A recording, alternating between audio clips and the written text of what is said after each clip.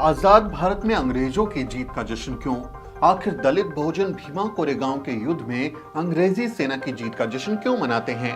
ऐसे सवालों के जरिए मनुवादी मीडिया और ब्राह्मणवादी मानसिकता के लोग भीमा कोरेगांव की ऐतिहासिक लड़ाई को अंग्रेजों की लड़ाई साबित करने की साजिश कर रहे हैं। वो पूछ रहे हैं कि 204 साल पहले अंग्रेजों की जीत का जश्न मनाकर दलित देश विरोधी काम क्यों कर रहे हैं।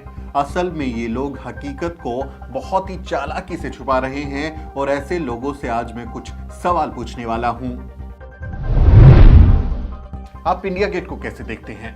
अगर भीमा कोरेगांव जैसी ऐतिहासिक लड़ाई आपके लिए सिर्फ अंग्रेजी सेना की जीत है तो उस पर गर्व करने का आपके पास कोई कारण नहीं है, तो फिर ये बताइए कि 42 मीटर ऊंचा इंडिया गेट आपके लिए गर्व का प्रतीक कैसे हो गया? इंडिया गेट प्रथम विश्व युद्ध में अंग्रेजों की तरफ से लड़कर शहीद होने वाले भारतीय सैनिकों की याद में बनाया गया था। 13,000 से ज्यादा शहीदों के नाम इंडिया गेट पर उकेरे गए हैं।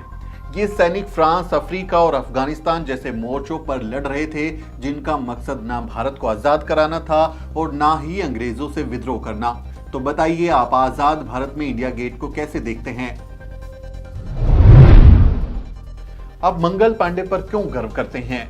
मंगल पांडे ब्रिटिश सेना का सिपाही था जो मजे से तब तक अंग्रेजी अफसरों के हुक्म का पालन कर रहा था जब तक उसे मातादीन भंगी ने ये ताना नहीं दिया, तू शूद्र से भेदभाव करता है लेकिन गाय के मांस का बना कारतूस मुंह से फाड़ता है।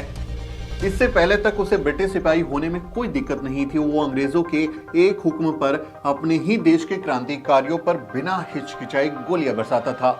मंगल पांडे ने वैसे भी अपनी हिंदू धार्मिक भावनाओं के आधार पर ही विरोध किया था, ना कि भारत मां की आजादी के लिए। तो क्या आप मंगल पांडे पर गर्व करना छोड़ देंगे? अपनी धार्मिक भावना की रक्षा के लिए गोली चलाने वाला मंगल पांडे आपका हीरो है, लेकिन आत्मसम्मान के लिए हजारों की सेना को मिट्टी में मिला देने वाले महार आपके लिए विलन कैसे हो गए? गजब का दोगलापन है आपका। सारागढ़ी की लड़ाई का क्या? 12 सितंबर 1857 को खैबर पख्तूनख्वा में लड़ी गई सारागढ़ी की लड़ाई को क्या कोई झुठला सकता है?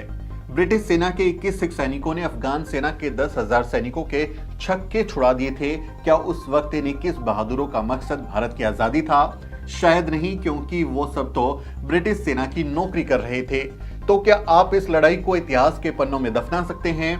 क्या आपके लिए इस अदम्य साहस और वीरता की लड़ाई में गर्व की कोई बात नहीं है? आप हाइफा युद्ध को कैसे देखते हैं? 23 सितंबर 1918 को विदेशी सरजमी पर लड़ी गई हाइफा की ऐतिहासिक लड़ाई में भी तो भारतीय सैनिक अंग्रेजों की तरफ से ही लड़ रहे थे। क्या उन राजपूत जवानों की बहादुरी पर गर्व नहीं करना चाहिए? क्या दिल्ली के तीन मूर्ति चौक पर, जिसे आप हाइफा चौक के नाम से जानते हैं, वहां से गुजरते हुए सम्मान और जोश की अनुभूति नहीं होनी चाहिए? ये सभी सैनिक भी तो अंग्रेजों के लिए ही लड़ रहे थे। आखिर क्या है भीमा कोरेगांव की लड़ाई? 1 जनवरी 1818 को पुणे के पास सिर्फ 500 महार सैनिकों ने पेशवा बाजीराव द्वितीय की 28,000 सैनिकों की फौज को बुरी तरह से धूल चटा दी थी। ब्रिटिश सेना की महार रेजिमेंट के शौर्य और अदम्य साहस जैसे मिसाल इतिहास में कहीं नहीं मिलती। पेशवा राज भारतीय उपमहाद्वीप के इतिहास का सबसे क्रूरतम शासनकाल था। मराठों के साथ छल करके ब्राह्मण पेशवा जब सत्ता की कुर्सी पर आए तो उन्होंने शूद्रों को नरक जैसी यातनाएं देना शुरू कर दिया। पेशवा राज में शूद्रों को थूकने के लिए गले में हांडी टांगना जरूरी था, साथ ही शूद्रों को कमर पर झाड़ू बांधना भी जरूरी था, जिससे उनके पैरों के निशान तक मिट जाएं। शूद्र केवल दोपहर के समय ही घर से बाहर निकल सकते थे, क्योंकि उस समय शरीर की परछाई सबसे छोटी होती है। परछाई कहीं ब्राह्मण के शरीर पर ना पड़ जाए, इसलिए उनके लिए यह समय निर्धारित किया गया था। शूद्रों को पैरों में घुंघरू या घंटी बांधनी जरूरी थी, ताकि उसकी आवाज सुनकर ब्राह्मण दूर से ही अलर्ट हो जाए और अपवित्र होने से बच जाए। ऐसे समय में जब पेशवाओं ने दलितों पर अत्यंत अमानवीय अत्याचार किए, उनका हर तरह से शोषण किया, तब उन्हें ब्रिटिश सेना में शामिल होने का मौका मिला। अंग्रेज चालाक थे और ब्रिटिश सेना में शामिल सवर्ण शूद्रों से कोई संबंध नहीं रखते थे, इसलिए अलग से महार रेजिमेंट बनाई गई। महारों के दिल में पेशवा साम्राज्य के अत्याचार के खिलाफ जबरदस्त गुस्सा था, इसलिए जब 1 जनवरी 1818 को भीमा कोरेगांव में पेशवा सेना के साथ उनका सामना हुआ तो वो उन पर शेरों की तरह टूट पड़े।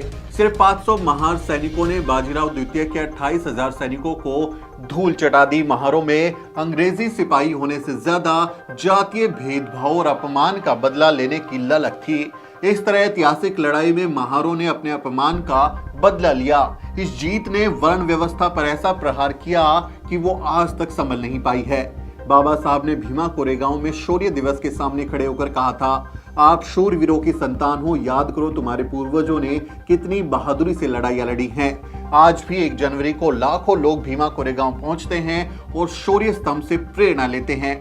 उसे देखकर उनमें आत्मविश्वास आता है और इसी आत्मविश्वास से घबराकर मनुवादी लोग और मीडिया दलितों के साहस के इस महापर्व को बदनाम करने की साजिश करते हैं। उम्मीद है आज का ये वीडियो आपको पसंद आया होगा। इस बारे में आपकी राय बनी होगी, आपका क्या सोचना है कमेंट में लिखें और हमारे चैनल को भी जरूर सब्सक्राइब करें। साथियों, मेरा नाम सुमित चौहान है और इस वीडियो स्टोरी में मेरी मदद कर रहे हैं मेरे सहयोगी मोहित और अजरा। अगले वीडियो में मिलते हैं साथियों।